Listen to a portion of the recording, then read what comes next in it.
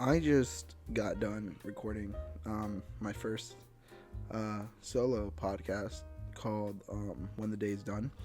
And towards the end of it, because the theme was sort of YouTube and why I started doing content, I guess, I started going into Pink Season. And then I realized maybe that's not a great idea because Pink Season is a fucking masterpiece of a comedic album or just an album in general, and it needs its own video, it needs its own attention. Like, I don't want to just clump it in with content or I don't want to clump it in with myself. I think I relate to it a lot, but I want to show Pink Eye, Joji's, Filthy Frank.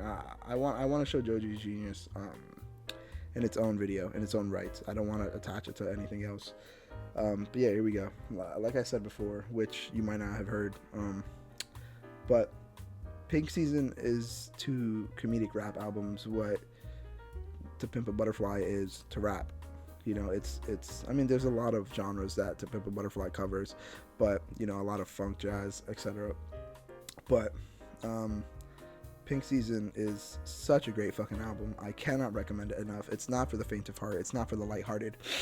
If you get offended easily, if you hate, swears or fucked up topics and stuff like that, racist shit, which I'm sure a lot of you do hate, but I'm saying if you don't mind hearing it, the idea is that Pink Eye is a character. I mean, Joji himself plays a lot of characters within the Filthy Frank YouTube channel, and so it comes to no surprise that that he plays multiple characters in this album. But it's what I really want to hit the nail on the head here with is the fact that this album is super slept on. This album is super underrated. This album does not go. This album is not talked about enough, and of course it's stupid. It's not. It's silly. It's not serious. But there's a lot of elements in this album that just are just beautiful. Are just so many hidden gems. I've written this list called The Hidden Gems of Pink Season because it's such an amazing album, and even though most of it is stupid, dumb nonsense, there's some moments of there's some remnants of Joji in there. You can see multiple examples of Joji coming out in a lot of his Pink Eye music and stuff like that. He even says it in one of the songs where he's like making fun of people for wanting meme music over Joji music and wanting Joji music over meme music, and him being like, I don't know what the difference is, it's all me, you know what I mean? And that's amazing too. So without further ado, let's hop into Pink Season. This came out in 2017, which feels way later than I think it was, but some songs might have individually came out earlier and stuff like that. But this album came out in 2017. It is 35 tracks long. It is very offensive, inappropriate, dumb, stupid, nonsensical. But there's a lot of tracks in here that are just catchy. They're just catchy. They're just amazing. They're just offensive, for the sake of being offensive. The first track, and by the way, like I said, I have a list of all 35 tracks with notes, and I'm just gonna read off of them. So yeah. So the first track, Hot Nickel Ball on a Pussy, crazy title. So we're immediately greeted by nasty licking noises, but he introduces some mellow traps, which is classic Pink Eye, talented and disgusting in his own regard. The auto-tune's a bit off, but it's used fairly well, and don't even get me started on the good layering. That's one thing about Joji. Early Joji music like Chloe Burbank, even In Tongues, and a lot of his SoundCloud stuff, mixed with his meme music that he was doing for Pink Eye, it's all fucking fantastic. It literally is all fantastic. He layers great. He only uses GarageBand, and he does it fucking fantastic. I don't know why he has such a good eye for like lo-fi trap beats or whatever. He's just so good at making beats and stuff like that. So all of this stuff is this is a passion project through and through. This is a passion project. He doesn't want to blow up with this. He doesn't this isn't made for anybody else except his own audience. And if other people get a hold of it, they're probably just going to be like, this is really weird and offensive and dumb, and I'm not going to like it, which is understandable. This is sort of the equivalent of an inside joke. So yeah, he's amazing at making beats, whether it be cool trap beats or it's lo-fi, smooth, emotional ballads, or etc. So yeah, the layering is amazing. His flow and the little cute section is I don't know what I mean by little cute section. I guess I'll play it here. I just wanna lick that little cute little pussy, cute little cunt, cute little twat, cute little cunt. Give me that cute little slit, girl. Give me that cute little twat, little cunt, little twat, cute little cunt, little twat. Give me that little pussy. I just wanna lick the little pussy. I just wanna lick. Yeah, yeah, that section. It's head bobbing worthy, which I think is pretty self-explanatory. It makes you want to head your bob. Facts. It makes you want to bob your head, and the hook is seriously cold. I gave it a 9 out of 10. I haven't given a lot of these scores, but so I think I stop at 8, like the 8th track. But I'll give the scores until then. The next track, Are You Serious? Are You Serious? It starts off with super sick plucking sounds and the drums come in super nicely. There's an intense build up and a super hype drop. It's climactic as a motherfucker, to put it lightly. The growl is insane and the laughing and the layering so effortlessly rude. The ad-libs are goated. The yas are catchy. The underwater low pressure switch is literally out of nowhere. The y'all are fucking trash. Y'all are fucking trash. Even with autotune, it's just a fantastic hook. I get no radio air. They say I'm way too something. I get no radio air. It's insane. It's insane how meta this is. I think it's like they say I'm way too raunchy. Get no radio air. I get no radio air, or something along the lines of disgusting, rude, or whatever. It's very meta. He understands that this shouldn't be on the radio. This shouldn't be, yeah, as much as he wants his music to be out there and he wants to show people this side of himself that's like dumb and playful and doesn't take himself seriously, he understands that at the end of the day this isn't an album that's going to be charting, which it did. It was like #1 comedy album, but he doesn't expect this to be like some musical masterpiece that people look into, which ironically for me it is. But he understands that everything he does, he's seen as this crazy, rude, nasty, offensive guy with Pink Eye, with Filthy Frank, with all his personas except Joji, of course. So Joji eventually ends up getting the radio air, but not to Cole Kushner this, not to dissect this song too much, but he is very aware. Joji is very aware. I mean, Pink Guy, whatever, is very aware of his situation where he understands that he likes making music. Point blank, period. He likes making music, whether that be funny rap, trap music, or that it be lo-fi beats, emotional ballads, super sweet songwriting songs, sing song, whatever. You know what I mean.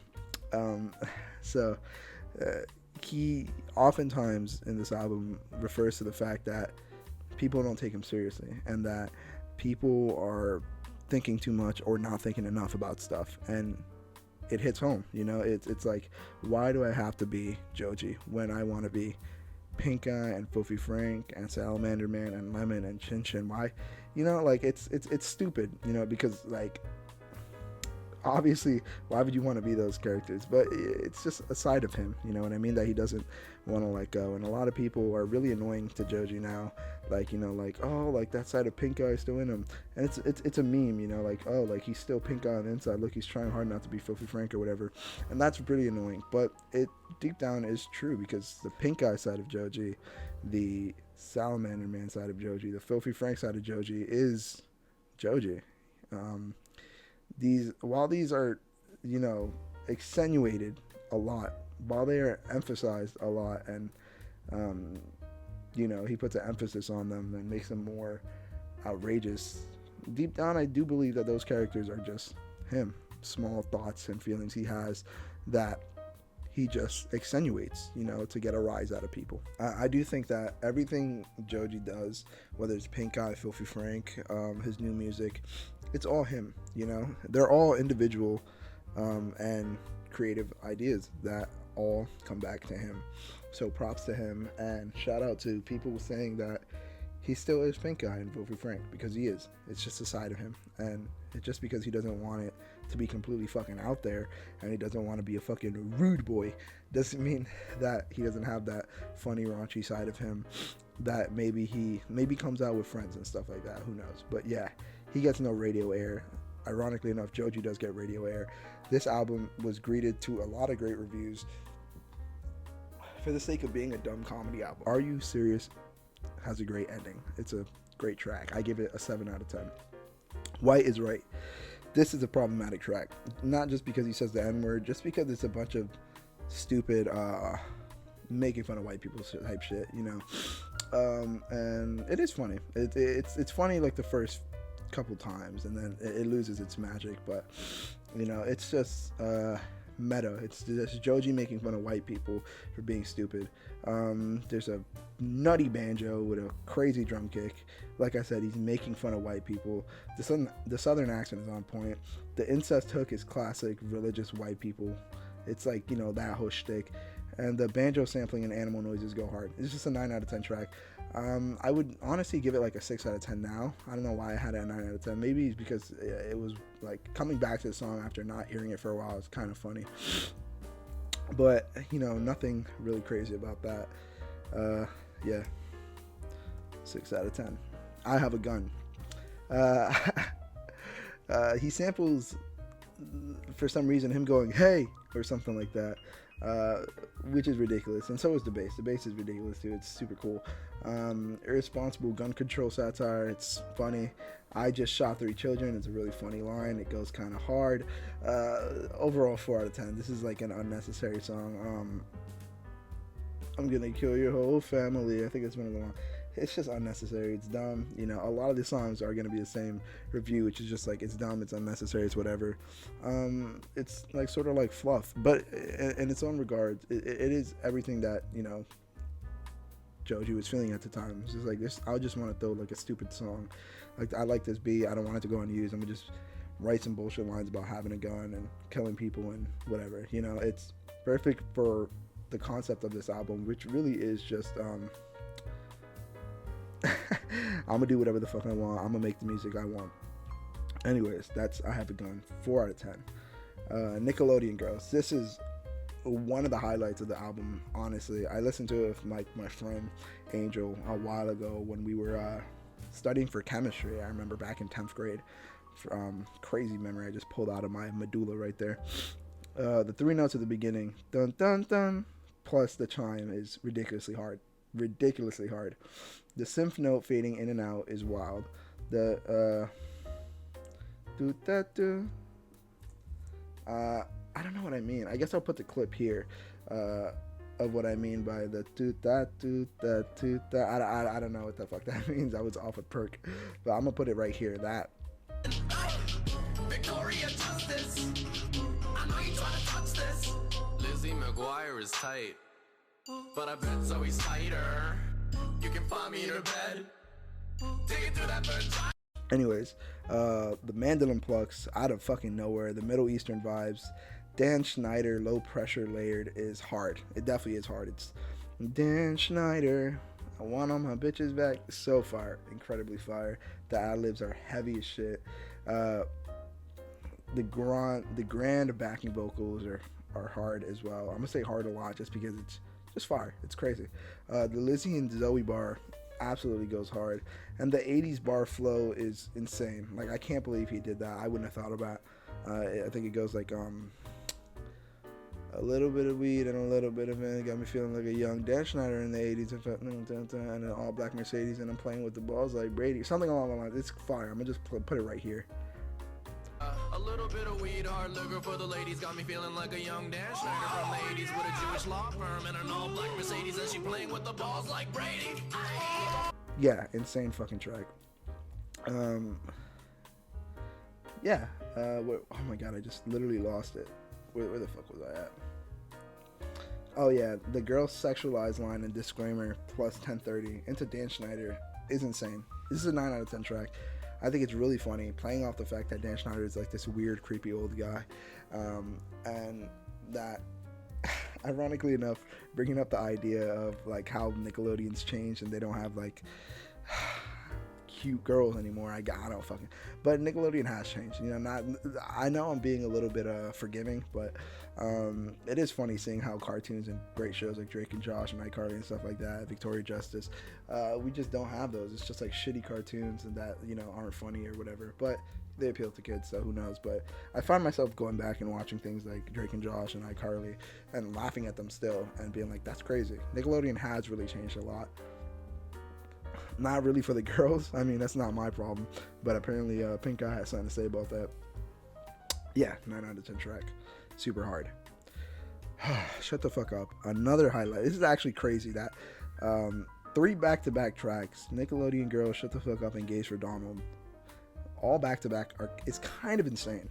But Shut the Fuck Up, it's an acoustic song that goes into trap. It's a beautiful chord progression, nice layering. Not on time, and some finish sooner than the main vocal. Yeah. Some of the vocals just like aren't synced up right, and some finish sooner than the main vocal. It's really weird that I picked up on that. The high pitched vocal is a really nice touch. There's an insanely hard beat switch, and the laugh / ad libs go crazy. Please end your fucking life. Please end your fucking life is a great melody. The line where he says, your face is fucking foul. Geez, you're so fucking loud. Can you shut your fucking mouth? That flow is insane too.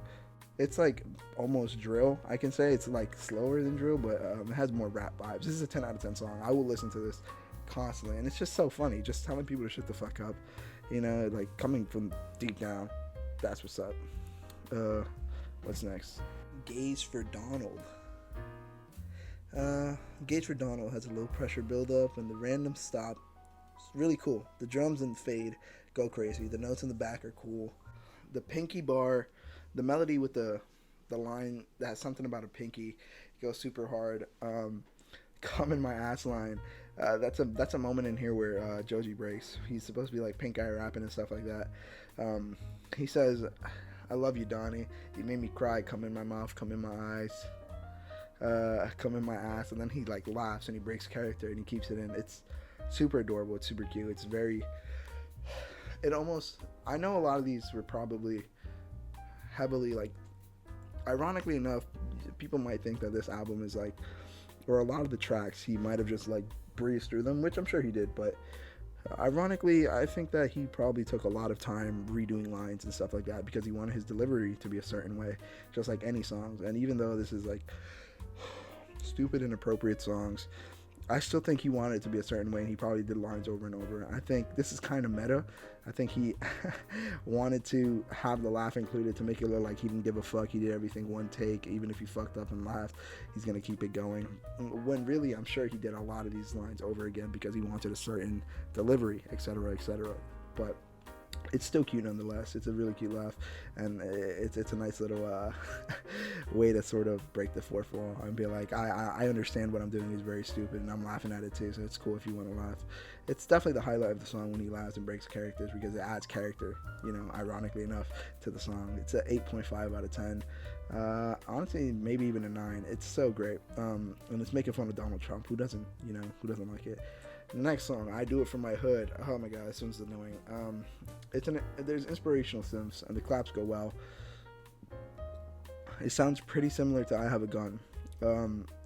I'm in the streets hanging out with my testes, or like my testes or something like that. That line is fire. I'm out selling, there's a line about groceries and cocaine. He's like, I'm in the store, I'm outside selling cocaine like it's groceries, except it's not groceries, it's cocaine. It's so funny. It's like, so oddly specific and unnecessary, borderline unnecessary. So, but it is funny. It was a 4 out of 10 track. It has its moments, but overall, not good. Not great, I want to say. It is good. It's not great. I wouldn't go back to it and listen to it unless it's listening to the whole album as a whole. Please Stop Calling Me Gay. The horns go gnarly in this song, but it's very repetitive. The random switch at the breast part into the drop on that would make me gay. Oh yeah, the random switch at the breast part into the drop on that would make me gay. Crazy. The gushy line is sweet. Swear I touched the pussy back vocal is high pitched like a kid. There's no drums at the end, and it's looped well. I guess that's all I really have to say. The whole song is really just him saying like, "Don't call me gay. Like I swear I've touched a girl before. Like I like girls. I don't like willies." Just a stupid track about him swearing he's not gay, which is really funny when you think about it, because you call any like middle school kid gay and they get super defensive about it or whatever. when there's nothing wrong with it, A, and B, even if they're not, you know, like, it's funny. I'll call like my little cousin, like my cousin Dane, and be like, I'm not, like, he'll get so extremely defensive when there's nothing wrong with it, A, and be like, I'm just fucking with him, like, I know he's not. But it's just funny seeing how defensive people get over something as dumb as a claim as that. Yeah. I also think it's really funny that he had a track not even 2 songs ago called "Gay for Donald," and then 2 tracks later, "Please Stop Calling Me Gay." It's very funny. Yeah, there's no more ratings, so I guess I'm gonna have to go back and listen to them and rate them again, but we'll do that some other time. She's So Nice. This is a clear hidden gem. I mean, like, this song is a reason. This and another one is the reason I really wanted to make a video like this, because this song is just the epitome of Pink Eye. Is the epitome of Joji. She's So Nice is the entire reason that I started looking within myself, because I was like, it's the duality of man. It really, it sounds stupid, but like in this song, he's both, you know, Bruce Banner and the Hulk, if that makes any sense. Let's get into it. She's So Nice. This is fairly obvious, but the notes and melody is hard even before the drums come in. The 808 is extremely heavy. The JK build up is lit. I love it. Whale Pussy stops and starts right after Nerd. I don't know what that means. This is the highlight of the album. The singing of the melody in the back is heavenly. When the beat stops and it's just the voice, it's nuts. It's amazing. The juxtaposition is maybe a message. She lets me use her body. It could be just a message being like, there's really evil in all men. You know, it's like, I don't know if all men are evil or terrible people or something like that. But the idea of him at the end being like, she lets me use her body, I just can't help but think that it's like some sort of knock to guys, and, you know, constantly ruining things with women because they're horny and stuff like that. Then out of nowhere, it's just sort of this rude and harsh vocal main verse. It comes in, but it's shorter the second time. Then you get the chorus again, and this time it feels more confident. It feels like he actually knows what he's talking about. And then he treats her badly line, both in the wrong guy and girl. Treat her body line, both in the wrong.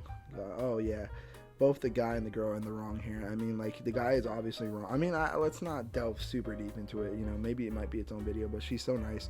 Like, if you haven't heard it, I strongly recommend you hear it. It's definitely a 10 out of 10 song. The whole shtick is the juxtaposition of the chorus and the verse. I'm gonna stop reading off my notes for this song just because I love it so much. Basically, it's like this hard rap trap. I wouldn't even say trap. It's just this hard rap beat, and he's talking about this, like, fucking this bitch, and just like doing like stereotypical rap things. Talk about how he fucked the bitch, she's fat, fucked your mom and stuff like that. And like, that's the verse, and then it comes into the chorus, and it's the most heavenly thing I've ever heard in my life. It's it really is just Joji playing to his strengths, you know. It literally is the definition of, you know, duality of man. It really is him doing this rap fun stuff, but then also coming in the chorus and doing something super sweet, heavenly, very well layered, and just, you know, like silky smooth to hear. It's really like honey just in your ears. It's fucking amazing. Yeah, the ending vocals close it extremely well, and to really delve into the song a little bit more, it's the reason why I started doing music and stuff like that, and why I looked inwards in myself and started realizing who I am. Because if Joji can make such sweet music, like the chorus on She's So Nice, you know, she's so nice, with amazing layering, and also other songs like You Suck Charlie with minimal instrumentations minimal instruments, and just something super sweet, soft, and nice, quick. And then also have this crazy rap verse where he's being extremely disrespectful, being mainstream, and, you know, hating on women and being completely misogynistic and an asshole. And then coming back and saying, I treat her badly, but she comes back to me every time. You know, and also that sort of being a social commentary on fucking abusive relationships and stuff like that. It's just insane. It's just like there's so much packed into one song. You know, like I'm thinking it's maybe a message, you know, just like a big middle finger to people who want Joji music, a big middle finger to people who want me music. Like, you're gonna get both. You're gonna get whatever the fuck I want to put out, and it's just inspiring. It's inspiring to hear something so creative. You know, I don't think I would have ever thought of putting two different sides of my personality on one song. It's just crazy to me how he can go from being this disrespectful rapper to this really sweet guy who says, but she's so nice. I mean, it might even be a story of an abusive relationship himself, you know. Like, I feel like they're both in the wrong, him for abusing her, like treating her badly, you know. That's what he says, I treat her badly, and then it's also her fault for coming back. I mean, but she comes back every time. It goes to show that none of these hoes is worth a dime, you know. Like, what does that even mean, you know? Yeah, I don't know. This song raises a lot more questions than it answers, and it's definitely a reason to listen to this album. It's definitely the highlight, or one of the best songs on here, easy, no challenge, just because you can rap the verses and have fun with the verses, and then just be completely blasted to another dimension when you just hear the vocals come in for the chorus. It's absolutely perfect. This is my favorite song on the album, probably. Definitely top 3, no challenge, and you should definitely listen to it. Anyways, that's She's So Nice. Please Stop Touching My Willie, next song, track 11. The timing is off and it's a joke song. There's really nothing. Please stop touching my willy or I'm gonna tell the teacher. Sometimes when I play with my willy, the white stuff comes out. I don't know if it's this song, but it's whatever. It's just a dumb song. Uber Pussy. Oh my god, Uber Pussy is crazy. The flute goes crazy. The flute goes stupid. There's a line where he's whispering something about pussy, which is fire. Your Uber is here now. Let me see the pussy. It's a bad take. I think he like laughs at the end of it, which is like sort of what he did before in Gays for Donald, where he does like he keeps the take where he like laughs. He could have easily done it over again, but you know, it's sort of like showing I don't give a fuck, you know. It's sort of it's giving I don't give a fuck, you know what I mean. It's another cute laugh where he fucks up. It's a fucked up take that he just ends up keeping in, which is amazing. Again, really meta, doing what he wants. And the divorce line might be serious. There's a line talking about divorce that I think I contemplated a lot, but I don't really remember it right now. The ad-libs are louder than the main vocals. Like, that's crazy. It's super abrasive. It's super in your face. The ending hook is heat. The Willie, when I play my Willie, the white stuff comes out. Yeah, that's on Uber Pussy. That's not on the previous one. Please stop touching my Willie. But yeah, it's I don't know. The instrumental is super great for Uber Pussy. Speaking of crazy instrumentals, though, I Love Sekusu is the next song. It's written in Japanese, I believe. It's unintentionally heat. It's so sexy. I don't know why, but Joji's delivery on that is like, it's super fucking attractive. The alarm or siren that plays during it is also heat. The electric guitar hitting those notes, it's super cool. The synth build-up is wavy. I Love You is a great part. Oh Pero is hard as shit, which is just like parts. I don't know if it's exactly what he's saying, but it sounds like Oh Pero, which is absolutely hard. And this song is mostly in Japanese, by the way. So Nagadashi na, and the backing echoes for that are super fire as well. There's so much character in the delivery. I think it's very animated, this song. Joji's delivery in this song is very, very, very, very, very animated. Like, he definitely plays like if a caricature came to life, this is sort of what it would sound like. It's very animated, very in your face, very stereotypical. It's insane. The beat dropping at the end makes it extremely hard, and it's just a really great track. I think I'm pretty sure it just says I Love Sekusu a bunch, but it really is just a fucking amazing instrumental. Joji's Japanese is peak. It's hot. It's amazing. It's super sexy, in your face. Listen to it. It's a great song. Definitely one of the best on the album. Following that, Dumplings. Oh my gosh, he samples knife cleaning, like the shinking of I don't know, like when you sort of rub two knives together, like the blades of knives together, when you're sharpening them, I guess. I don't fucking know, but he samples that to make a beat, which is genius. His flow is very laid back. but still direct. There's a line about the ozone bar, which is extremely professional for no reason. The tissue line laugh is really cute, and it's a basic trap beat, but using cooking utensils for the beat is really creative, and I gotta give him a lot of props for that. It's a really nice listen. Nothing more than that, though. Funny story about this next song, Meme Machine. It was on Jimmy Fallon because I think it's the only song that could be on Jimmy Fallon. It's like a 4-second clip of the song playing, and he's like, go buy the album or don't. It's fucked up. But yeah, track 15, Meme Machine. He samples what, and like literally what, just the word what, and it goes crazy. The 808 is extremely hard as well. It's simple, but it has you bobbing your head. I Need the Memes to Survive is close to the means to survive. The hoof randomly being sampled is hard as well, and the hook is pretty catchy. I need all the memes to survive. It's a little dumb track. I don't recommend. You don't really need to like listen to it more than once to sort of get what it's talking about. If I do want to delve a little bit deeper into it, which I definitely shouldn't because it's been over half an hour already, but I think it's pretty meta of Joji to be like, I need memes to survive, you know, like I made $1 million off this shit, you know, like I made a career off of this meme stuff. I mean, it really is like, I'm definitely thinking way too deep into this, but it really is sweet to know that he like is self-aware enough to be like, I am a meme machine. People made memes out of me. I was just, you know, this character that people loved, and you know, I'm just giving the people what they want and doing stuff that I want to do as well, hoping they enjoy it. It's a great song. Really nothing more to it than that. It has no replayability, I guess. I wouldn't go back to it, but it's inoffensive. I mean, it's offensive, but inoffensive, if you know what I mean. Hand on My Gat is the next song, number 16. I just realized there's so much more to go. It's a basic heavy beat. It's a basic beat with a heavy 808 after a couple cycles of the beat. You know, it drops randomly. It comes back in smoothly. The line about opening your third eye is pretty funny. Real hip hop. This is real hip hop. I think that's a line in it. Like, this is real hip hop. It's just making fun of rappers. It's kind of funny. And this is a hidden gem, definitely. I don't think it's on the YouTube version. I don't think so. But there's okay, before we get into the hidden gem of it, which is fucking amazing, by the way, one of the best pieces of music he's ever made in his career, and I stand by that. It's just a bunch of him saying, I got a hand on my gat, I got a hand on my cat, I got a hand on my rat, I got a hand on my bat, I got a hand on... It's just stupid fucking, like, making fun of rappers who really just rhyme for the sake of rhyming and not really, you know.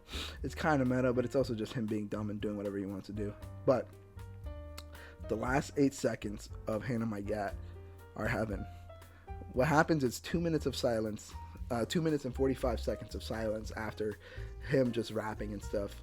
And then, it's just 2 minutes and 45 seconds of silence. And then you just get a, my name is Jeff, like ear rape, completely fucking loud and inappropriate. And then 8 seconds of just, here, I'll just put it in right here. It's just an amazing piece of his music. It's definitely a highlight. I'm gonna just throw it in here. I know that it would be so nice. Yeah, fucking, oh my god. I know that so catchy, so sweet.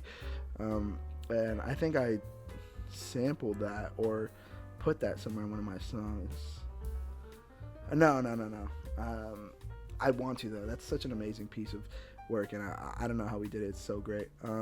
Yeah, definitely 7 out of 10 song.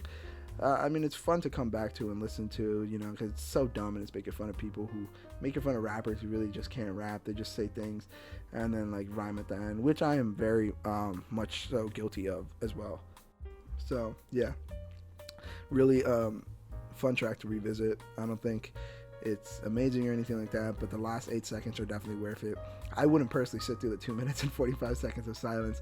I would just, you know, after hearing the song, just fast forward to the last 8 seconds and just get, you know, attacked by ear rape, and then just the most pleasant, heavenly vocals ever, followed by like a really simple, I think, just beat.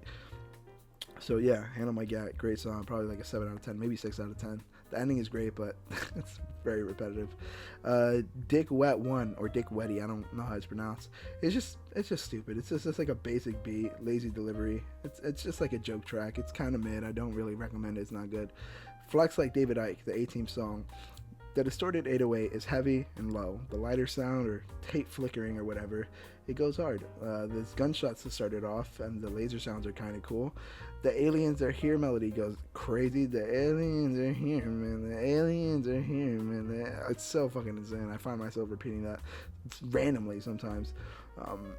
Show me the proof. There's a line about the Holocaust. He's like, the Holocaust wasn't real. 6 million Jews dead. Show me the proof or something. It's just fucking show me the proof. It's just such a dumb fucking line, you know.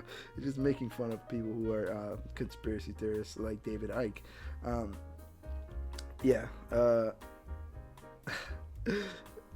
The one line that I think is kind of funny and like not serious at all, but like it's some food for thought. It's definitely some fun food for thought. Is he says the president's a alien or a robot.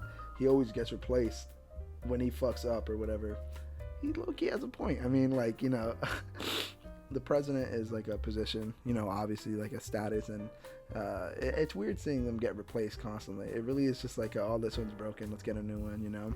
But there's so much more to that, and it's not as simple as getting replaced when he fucks up, you know.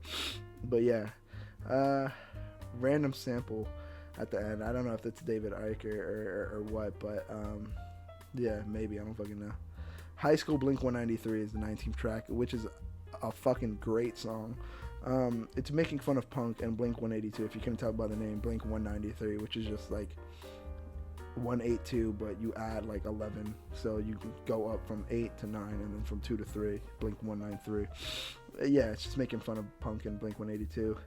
There's a line where he says, everybody called me, which is a crazy line, inappropriate. But it's so catchy. It goes so hard for absolutely no reason. That riff that he plays on the guitar is actually mad. I don't know if it's like actually him playing or like he got somebody else to play, but it's so good, dude. It's so fucking good. It's mad. The bullying is funny. The bullying kids is like, give me your lunch money. Like, it's just a funny fucking cliche. It's just him making fun of the cliche of like kids getting bullied at school. And the layering on the last line is super cool. This is a really fun track to go back to and listen, because it's just like making fun of punk songs that are like, oh, I'm just like a teenager, I want to get out of this town, I fucking hate school, I get bullied, I'm different, and like everyone calls me an asshole, everyone calls me slurs, I fucking hate it here, you know, just making fun of punk people or punk bands that just like complain and whine about high school when they're fucking like 38, you know. It's really funny. Next up is Rice Balls, which is I'd probably give that High School Blink-193 like an 8 out of 10. It's a great listen. It has a lot of replayability. It's super fun.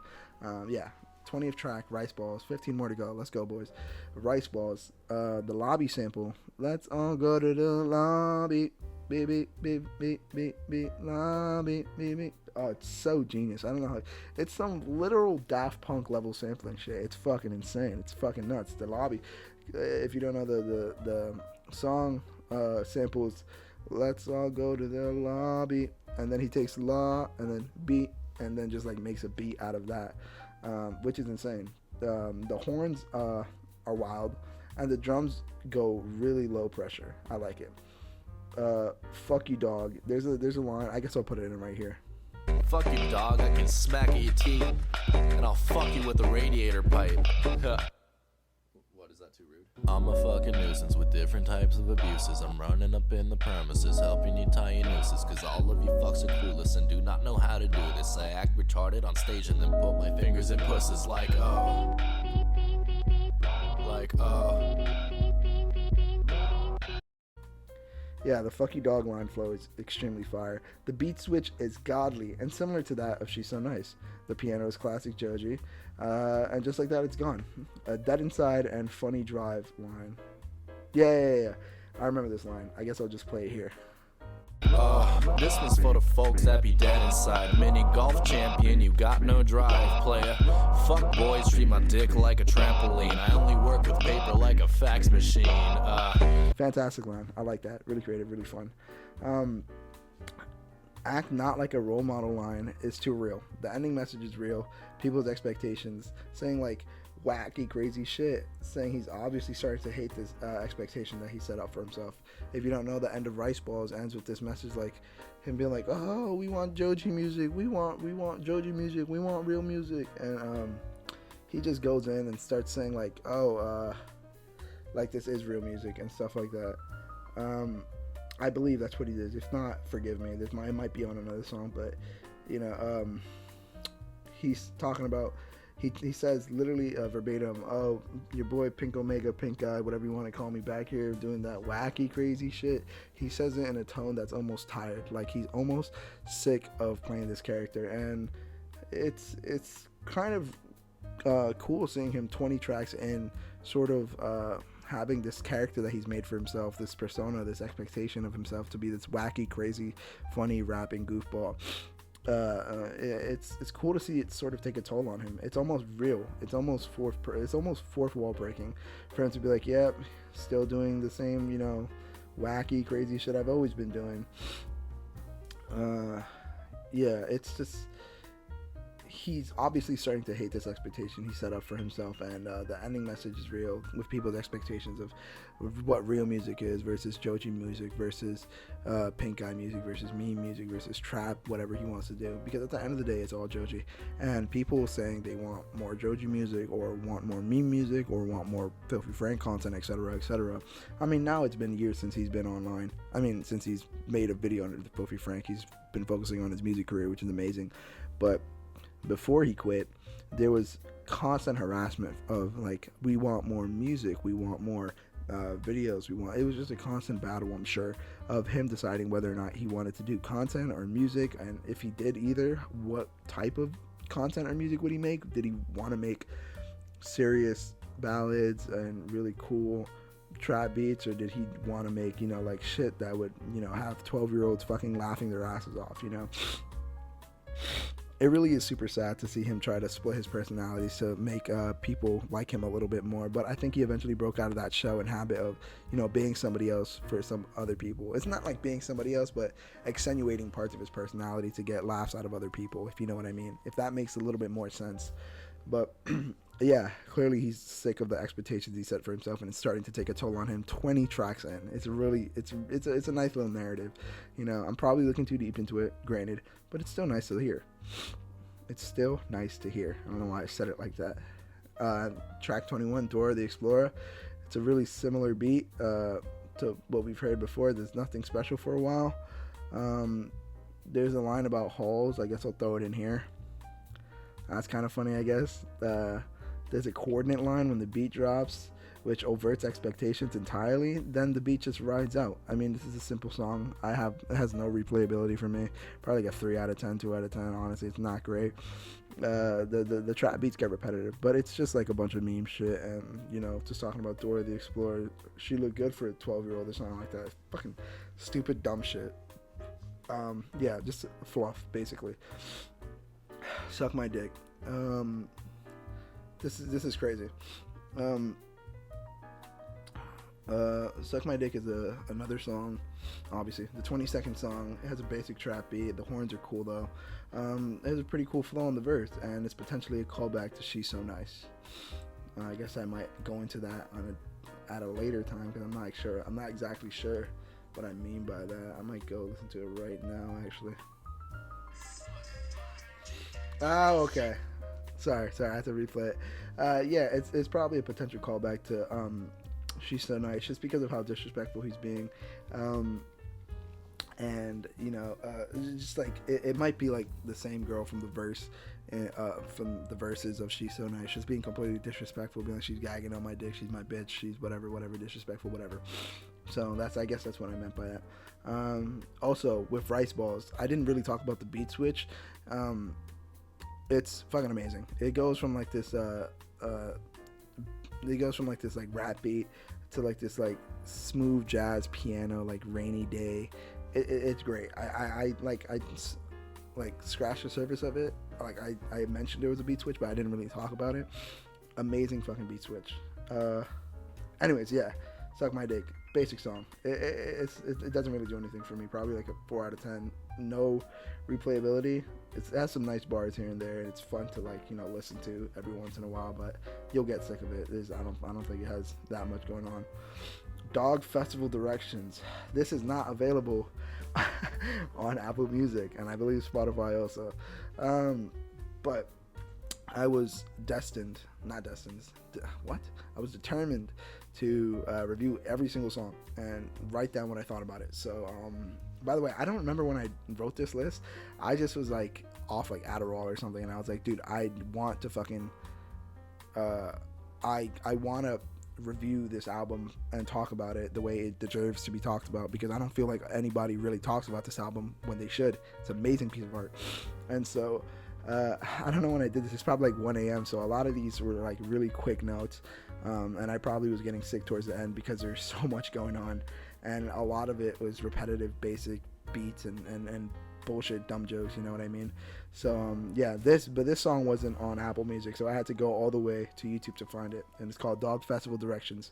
It has a cute little ukulele progression, and if you can't tell, it's basically just getting directions to an Asian dog festival where they eat dogs. Basically, that's it. It's very offensive, so it's not on like Apple Music and Spotify. It low-key sounds like 21 Pilots on some ukulele shit. It's making fun of the Asian stereotypes that they eat dogs, and he really makes fun of everybody. The storytelling is actually super well done. I shit you not, is a line in there that's really cute. I guess I'll throw it in right here. And he or she will give you directions, so take a cab. But don't get ripped off. If you're white, they'll charge you double. I shit you not. I shit you not. But anyways, enjoy your flight. Goodbye. Enjoy the dog festival. I wish it was on Apple Music, but it's really racist and stereotypical, so I don't blame what's it called, Apple Music and Spotify for not having it up. It's very offensive, and in the wrong hands, it can be, it could offend a lot of people. It probably has offended a lot of people, honestly. But yeah, that's that track. Probably honestly like a 6 out of 10, maybe even 5 out of 10. It's really cute. It's nice to go back to and listen to, but I don't think I have, it's not one of the songs that I come back to a lot. Speaking of songs I come back to a lot, and I have this heavy on rotation, We Fall Again, which is an obvious gem, but it's really late into the album, so maybe a lot of people probably haven't even heard it, but it's probably one of Pink Eye's best songs. This is an obvious gem, from the heavenly vocals to the birds and background noises. Hold on, let me highlight this so I don't fucking lose it. Okay. Yeah, to the heavenly vocals, to the birds and background noises. The beat is heavily filtered and the drums are valid. The ukulele strums and plucks come right in time and sounds natural. I'm just gonna go over some of the lyrics right now, and I have a lot of theories on this song. It's just him going, we fall again, we fall again. Forgive me, I'm not really singing it well right now, but it's really, if there's one song you check on this album, let it be We Fall Again. If not, She's So Nice. Both fucking amazing examples of Joji just being Joji and just shining a little bit, being a diamond in the rough, showing like that he has the ability to be this amazing songwriter and singer, but hiding it in a 35 track long album about nothing, basically just fucking fluff of meme shit that he just wanted to release. And this being in there, this could easily be a Joji song. But he goes, when you turn around, I lose vision, which had me questioning, like, is turning around leaving? And then there's a backing vocal where he goes, I'm done, I quit. And is he leaving? Who's leaving in this situation? There's so many questions that I have. There's another lyric where he goes, in 1,000 years I never thought I would see you come from beneath me. I feel like flying, I feel like flying. It's so good. But in 1,000 years I never thought I'd see you coming from beneath me. It's just like it's such a crazy, like vague, ambiguous line. It's like is he looking down at her? Are they on different levels? And then the line, I feel like falling, like is falling a good thing or a bad thing? Falling out, like it's just so many questions that get raised because it sounds so romantic and sweet, but you really look into it and it's sort of like I use this all the time as an example of like a happy song that sounds happy, but it's really about something sad. Hey Ya by Outkast. Yeah, Hey Ya by Outkast. You know, that song is obviously about like some sad shit happening and like nothing lasts forever or whatever. But but it sounds really happy. This song sounds very romantic, very lovey-dovey. But he says things like, when you turn around, I lose vision. I'm done. I quit. I never thought I'd see you coming from beneath me. Like, I feel like falling. And he's running off the deep end, which is another lyric. It's just, I guess, running off the deep end, I think it just means pure, unconditional, blinded love. That's all I can sort of assume, which I'd been there before. But it had me questioning, has this relationship ended before? You know, he's running off the deep end. He understands his feeling. I feel like falling is falling out. It's falling like free falling, feeling free. Who knows? This song in general is a 10 out of 10. I think it's easily one of the best of the album. It's definitely top 3.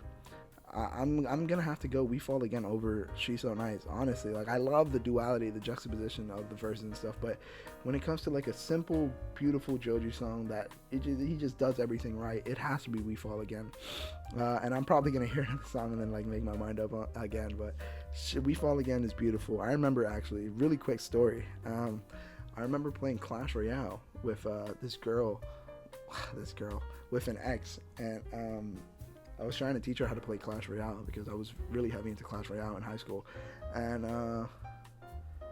her I was trying to teach her how to play, and she made her username We Fall Again because I had introduced her to Filthy Frank and Joji and stuff like that. I had introduced this ex to Filthy Frank videos, and she just binge watched them, like all of them.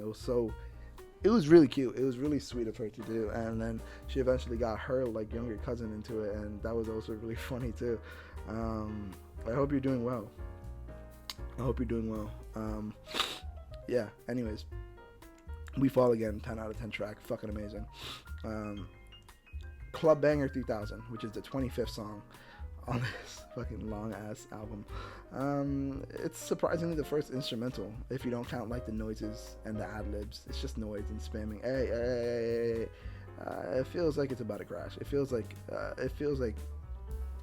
I don't know. It feels like Pink Eye's tired. Honestly, it feels like this is just something that, you know, he did just to do. It really is. It really does feel like everything's taking a toll on Pink Eye. And again, I'm probably looking too deep into it, but it's just like it just feels like at this point it's just like whatever the fuck I want to throw, I'm just gonna throw on. Like, this song is like nothing. Club Banger 3000 is just a song about nothing, and it's coming really late in the album, so you know, it's just whatever, man. It's fluff. It's nothing. Like a 1 out of 10, 2 out of 10 maybe. Sometimes it has cool moments, but overall no replayability. It's kind of annoying and it's repetitive, so there's that. 26, Help is very much so a highlight. It's low-key a highlight. It's high-key low-key a highlight. It's a very cute instrumental with ukulele, like we've heard before. It's sort of like A Day in the Life or She's Leaving Home with that storytelling type of vibe. Those are both Beatles songs, by the way. And 14 seconds in, this is like weird things I pick up. At 14 seconds in, there's this distorted sound on the left side of your ear on the audio. It's weird. It's like clipping or something. I don't know. But he talks about having surprising potential depression or anxiety / schizophrenic episodes. There's a whistle and clap in the chorus, which is goated. The build up with hey and oh is fire, but then it just dies out. It's very Shit by Bo Burnham-esque, or How the World Works, because talking about something so dark in such a vibrant and cute way, like I mentioned Hey Ya before, and also We Fall Again. There's a anger in a line where he says, I say I'm fine, but I'm not fine. Who's saying like he's fine? Um, they say I'm fine, but I'm not fine. That's the lyric, is what it is. I'm sorry for like fucking it up. But he says they say I'm fine, but I'm not fine. Really, just has me questioning like, who's saying that you're fine? You know, and then it becomes this whole idea of like, is he really taking advice from his audience and being like, oh, Pink Guy's fine, Filthy Frank is fine, he doesn't need like to take a break from YouTube, he doesn't need to stop making content, he's happy doing content, he's getting views, he's getting money and all that shit. And so it's like, I don't know, it really is real. For lack of a better term, it's very honest. It feels like this song is almost an outlet for him to be like, I'm not fine, guys, like I'm not okay. And he's doing it with this cute ukulele, and making it like this satirical thing, or like this ironic thing, to get like jokes, or like to get laughs, or get a rise out of people. But I think it's honest. I think he actually was doing terrible with anxiety and potential depression and stuff like that, and this was just an outlet for him to like admit it, in a jokey way, and you know, people would receive it the way that they would receive it. But I'm sure it's a weight off his shoulders to let people know he wasn't doing well, and like the way he does it, which is just like a cute, fun, stupid joke song. And all I see are demons. The second Demons has a more noticeable, deeper backing vocal, because I think the line on Help is like, and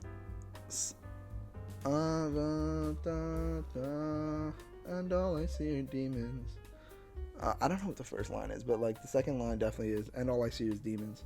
The second time he says demons, or the second Demons he says, has a more noticeable, deeper backing vocal, like I said, and the horns are a classic pop element to achieve this lifting up feeling, which is sort of climactic. It's definitely cathartic in some sense, and it's just like a cute little song about like how he needs help, and how he's like borderline schizophrenic and anxious and depressed. Yeah, this is just, I mean, I don't want to look too deep into it, you know, because this is a joke album and stuff like that, but there are honest and real moments like this where he's like, they say I'm fine, but I'm not fine, you know. I really want to find the lyric, because I try to find, there's a loud, distorted screaming in my soul. Yeah, it's just really fucked up and dark. I'm dying inside, and all I see are demons. I try to hide all my deepest feelings. Yeah, no, this is a fucking amazing song. It's a very much so a highlight. I don't know why I said low-key a highlight. Maybe because it's fucking deep into the album, but this is very much so a highlight. It's an amazing song. It's him talking about how depressed and fucking dark his life is, and over like a happy, joyous, ukulele cute beat. It's just amazingly done. Another great example of juxtaposition of him using his strengths, of him playing to his strengths, and different sides of him coming out. You know, this real, honest, depressed side of him, but also this cute, musically talented ukulele playing guy. You know, it's crazy. But yeah, that's definitely like a 9 out of 10, 10 out of 10. It's fucking amazing. Hentai, which is once again a joke song. Surprise, surprise. I mean, they're all joke songs in their own regards, but some are clearly more serious than, or not clearly more serious, but straighter, not sexually, straightforward, I guess, and seemingly have more meaning than others, if that makes more sense. Yeah, okay. So Hentai, the Asian mandolin goes really hard. Again, 27th track on this album. The Asian mandolin goes hard. It slows down really hard for the beat.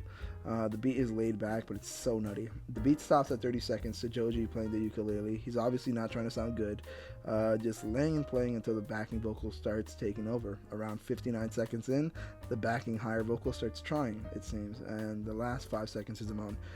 I mean, it's just talking about hentai. I mean, I don't really know what else to say here. It's just talking about hentai and how much he loves hentai. Yeah, it's just a whatever song. Hentai is just like a, you know, just a fun joke track. It has really nothing going for it. Not nothing going for it, but it has no replayability, I would say. I think the beat is super crazy. I might come back for the beat, but the lyrics is nothing crazy. Just talking about how much he loves hentai. Yeah, probably like a 5 out of 10. Here we go. Small Dick, the 28th song. We're almost done. Small Dick. It's a pretty cool, like spooky atmosphere with the synths, which is ruined immediately.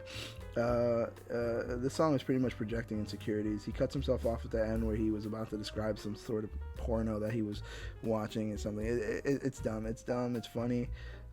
Like the first time, maybe not even. Again, just a bunch of random fucking fluffy through in the album.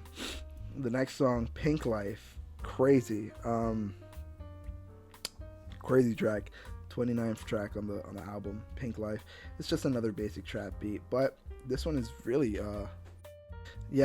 this one is really interesting. Another one that I'm probably looking too deep into, but it's a trap beat. But he says he's sort of like living a double life, I want to say. He says a line sort of along the lines of like, Steve after the camera stopped rolling. It's not about his feelings, it's about money and the audience. He's living this luxurious lifestyle, but he wants to die. Again, just another low-key cry for help, just him being like, he's living this luxurious life, he's living this, like, he's the best or whatever, but he's actually not fulfilled and he's not satisfied with his life, and it's super deep, like, it's like, it ruins the illusion, like, when he says at the end, like, go find those clues, man, like, a little nod to Blue from Blue's Clues, to Blue Dog, and stuff. I think it's very in your face, the idea that he is not happy, because like he said, it's like Steve after the camera stopped rolling. I mean, like, you're not gonna tell a kid, like a kid won't be able to understand that Steve isn't actually Steve from Blue's Clues. Like, this is really weird to talk about, but after the camera stopped rolling, he's not still Steve. Steve who plays with Blue from Blue's Clues, he's just a regular guy. But you can't ruin that illusion for a kid. At least they won't. It'll be hard to, but you eventually have to come to the realization that the character isn't just that character, which, I mean, I guess he wants to sort of, again, sorry, I'm digging way too deep into this, but the idea of him living a double life and him showing us a part of him that he only wants us to see, it's just, it's really interesting. It's like, it's cool that he has this like life that he's keeping from us, because he should, he shouldn't be completely transparent with us. He shouldn't give us his whole life, especially if he doesn't want to. So the idea of everything is about money and stuff like that, and he's just being funny and stupid for his audience, but having like his own desires personally is amazing. I support it entirely, and it's a great track. Maybe like a 7 out of 10. I would go back to this. Probably, again, I listened to the album mostly all the way through. It's sort of like T-Pap or To Pimp a Butterfly. I mean, for those of you who aren't cultured in the rap music, clearly I'm cultured. I mean, I'm listening to Pink Season after all, you know what I mean? So yeah, I listened to it in its entirety. There's some songs in this album I skip, but this is probably not one of them. Another Earth. It's a sample of Young Thug talking about Kepler, a planet that looks similar to Earth but bigger. I don't know if this is like a Young Thug diss track or whatever, but the beat is bouncy, and yeah, I looked up the clip and it's just Young Thug being like, yeah, there's like an Earth, it's like Earth 2. It's exactly like this Earth, but not. And then the Young Thug goes on to say how he thinks he's from there, like he thinks he's an alien because he's human, but he's not exactly human. It's funny. I don't know. I'm pretty sure he's like dissing Young Thug or whatever, but it's nothing like super serious. Yeah, okay. That's the 30th track. 31st track. Let's go. 4 more. I Will Get a Vasectomy. This has a very beautiful chord progression. I believe it's just the guitar. There's 3 strums before the start of the next line, which is pretty sweet. So like there's like 3 strums and then the next line starts, which is, I like that. And the whole message of the song is just that kids nowadays are fucking stupid. Kids are trying to be edgy and make fun of people who point out their flaws by saying they're joking. Very this was like a punch to the face for me, because looking back at the things I said and did just to get people to laugh and stuff was fucking annoying. Like, I hated what I did to make people laugh and stuff like that, but this is exactly what you get when you have kids trying to mimic people like Filthy Frank, people like iDubbbz, Max Mofo, anything for views. Like, people were trying to be Leafy at some point. Yeah, just people mimicking content creators and just being assholes. And like the line says, like, kids who make fun of people by pointing out their flaws and then saying they're joking, like that hits close to home, because kids kids will violate you for like the most personal things, bro. It's actually kind of insane. But yeah, Joji hates his fans on the low because he knows that while he's playing a character, there are people who actually are like this and try to be like him and agree with his crazy wrong personality. Joji says, not Joji, Filthy Frank says on his channel, like multiple times that like he's playing a character, that Filthy Frank is a character, is basically the opposite of the person you should be, and he just has horrible taste. He hates everybody. He's racist. He's, you know, homophobic, and just a terrible fucking person, and just the model of what you should not be. So when you have him saying fucked up shit and doing fucked up shit, it's, you know, it's fun to point and laugh at because it's like, oh, that's wrong. But then you have dumb fucking kids, aka me and my friends, or mostly me. I'll go ahead and say mostly me. Not blame them entirely. Copying them and being like, yeah, that's right. I remember for a long time there was a video of like him being like, I fucking hate something, and I'm like, yeah, yo, that's facts. I agree. Like, I hate everyone too. I went a long time being like, I hate everyone, and now I hate everyone for a completely different reason. But I was like, yeah, no, everyone's fucking annoying. I hate everyone, dude. I'm edgy. I'm a kid. Like, it's just funny. I think the it ends with Filthy Frank like beating up like his like 12-year-old kid or whatever, and the kid being like, oh, it's just irony, dad, it's just irony, have you never heard of irony or whatever, I'm being ironic or whatever. It's just Joji definitely hates the fact that kids were too inspired by him and would go on and do fucking stupid shit and be an asshole, because, you know, leave it to him to make fucked up shit and point and laugh at him. Don't actually go out of your way and do it yourself, you know, let him do this. It's just annoying. Like, I'm even cringing thinking about it, because like I was definitely one of these kids where, you know, I was like making fun of people and saying I'm joking and saying fucked up shit just to get people to laugh, etc., etc. And I'm sure he's disappointed in kids like me who are like trying to be him and doing fucked up shit for the sake of trying to be like him. So yeah, so I will get a vasectomy, basically just talking about how he hates kids. He's gonna get a vasectomy so he doesn't have to have kids and deal with kids. And the ending is just him like beating up his kid or whatever. Yeah, pretty funny, really funny track. 8 out of 10 I would give it. It's pretty fun. It has a really nice chord progression with the guitar and stuff. Next track, Fur, which is probably definitely referring to his rat video where he feeds rats to a snake. There's a trap beat and pretty laid back bars. The Cruella de Vil bar goes insanely hard, and the low blow delivery is funny but kind of fire. There's really not much to this track. It's just basically being like yeah, there's no sustenance in this track really. I mean, it's fur, but it's fluff, you know what I mean? It's just fluff. It's just unnecessary random bars, and you know, nothing really crazy there. But the 33rd track, Fried Noodles, has to be, I already got my top 3, definitely easily top 5. One of the songs, another hidden gem. There's a washing machine that happens at the beginning. Maybe it's like rain or something like that, but it's a great sample nonetheless. Drums doing their thing, of course. The beat is laid back. Oh, the song is called Fried Noodles. I don't know if I said that. The beat is laid back. The verses are pretty dope until a minute and 10 seconds where he hits you with the most angelic chorus you've ever heard.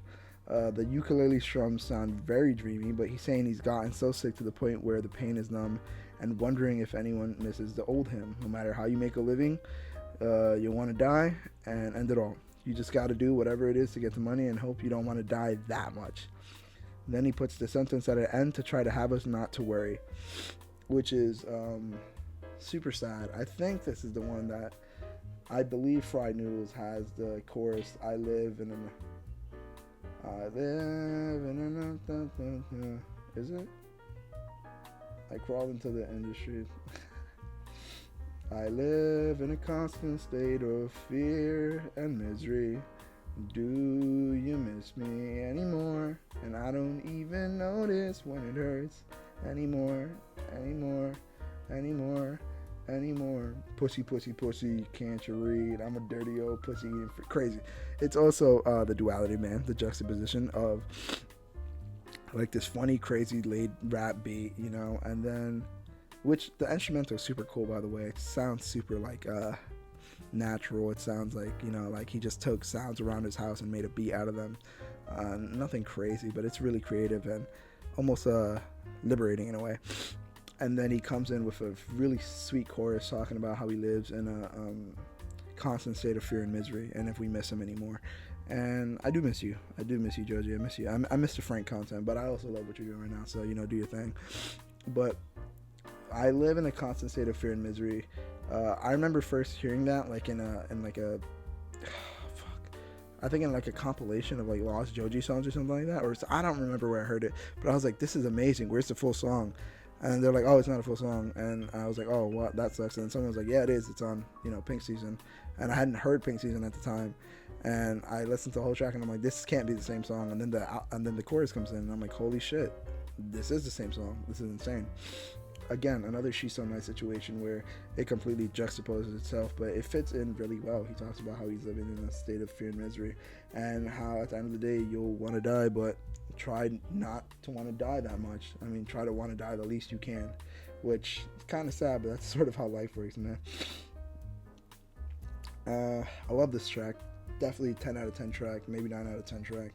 It has a lot of replayability, super sweet. You'll like listen to it once and you'll love the chorus. Super catchy, super sweet, super lo-fi. And then the rapping itself is, you know, it's inoffensive, it's sick, it's cool. I don't want to say sick, it's cool, it's just there, it's laid back, he doesn't take himself super seriously. You know, make with that what you will. It's definitely a great track. Almost done. Last two.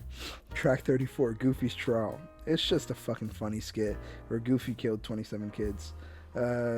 Joji plays Joe Rosenberg, an actual attorney from a law firm in Brooklyn and New York. And Joji sounds so quiet in this. Like, he sounds very quiet. I wonder if you like recorded this like really late at night and wasn't trying to wake anybody up or something. But it's just a funny trial about a funny skit about Goofy going to trial because he killed some kids, and this lawyer Joe Rosenberg trying his best to fucking get Goofy off the hook or get him with the least amount of years possible, you know, on some probation shit. It's funny, you know. I don't think it has that much replayability. It's fun coming back to it after a couple months, but, you know, I'm not listening to this weekly or anything like that. Not at all, unless I'm listening to the album, you know. Maybe I'll show it to, like, a person every, like, couple years or so. I'll be like, oh, you know, this is a funny skit, like, I listened to, like, back in 2017. Like, it's just about Goofy killing kids. It's actually kind of funny. But, yeah. Last track. Oh, wait. I don't know, dude. Like, 8 out of 10. It's pretty funny. It has no replayability though, but it's funny for what it is. Yeah, that's Goofy's Trial. Last track, the 35th track on Pink Season, and the last track on Pink Season. This was a great ride, yo. Be Inspired. There's instrumental strings where Joji just talks about vague problems like wanting to die and the world being wrong. What's wrong with the world, mom? Using like the cliche of a kid asking their mom what's wrong with the world. It's a funny little ending track mocking people who believe songs and pointing out problems bring change. You know, just being like, there's so much wrong in the world, and acting as if pointing them out is, you know, changing anything. Which, I mean, you know, pointing out problems, you know, spreading appropriate information, spreading awareness, cool. But I think he's just mostly making fun of people who like post about fucked up shit happening and then end up not doing anything about it, or, you know, just believing that talking about problems is enough to fix them when, you know, clearly not. And then also I'm sure it's making fun of songs that like try to motivate and inspire people, you know, like Katy Perry's Roar. You know, just it's just a stupid song. It's just a stupid song about making fun of those who are inspired by music. And I mean, you know, credit where credit is due. A lot of times messages have like phony messages, but a lot of them have great messages, you know. Some like a lot of these songs have great messages.